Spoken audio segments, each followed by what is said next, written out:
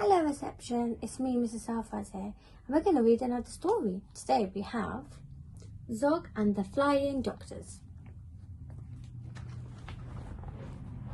Just move up a bit so you can see.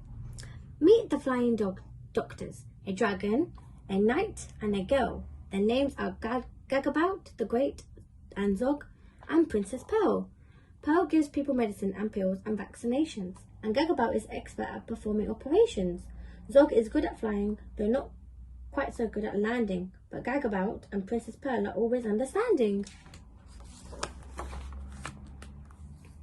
Flying high one morning, they heard a mermaid wail. "I'm sunburned and it hurts," she cried, and swished her scaly tail. Bang, crash, thump, they landed. The mermaid's skin was red. Pearl rubbed in some special cream. "And wear this hat," she said. "Thank you," said the mermaid, and she waved a fond goodbye as the team of flying doctors sped away in the sky. As the sun rose higher, they saw a unicorn. He pawned at the ground and whined, "I've grown an extra horn." Bang, crash, thump, they landed. I'll help you," said the knight, and he cut off the horn gently to the unicorn's delight. "Thank you," said the unicorn, "for taking so much care," and the team of flying doctors sped away into the air. Halfway in the afternoon, they heard a lion sneeze. "Achoo! I've caught the flu," the lion roared. "Can someone help me, please?"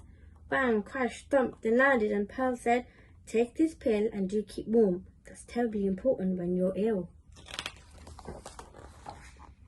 But the lion's cave was chilly, so Zog said, "Fetch some wood." Then he breathed out lots of flames until the fire burnt bright and good. "Thank you," roared the lion, "I'm feeling nice and warm." Then the team of flying doctors sped away into the storm. As evening fell, they saw a great big palace down below. "My uncle's house," said Princess Pearl. "Let's go say hello."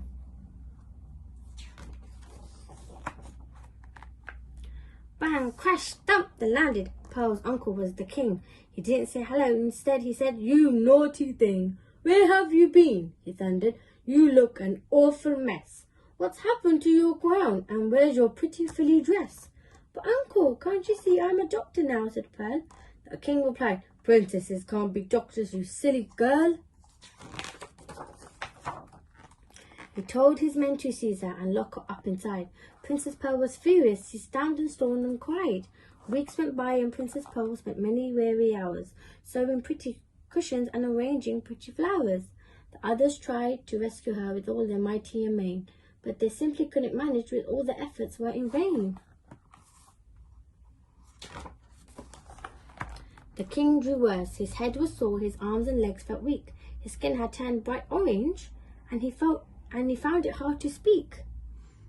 Each night they flew to visit her and perched upon her sill, and one night she told them that the king had fallen ill. He called a lot of doctors, a new one every day. He croaked, "What is this illness?" but they couldn't say. They didn't know the answer, but Pearl was pretty sure. "It looks like orange fever," as she read about the cure.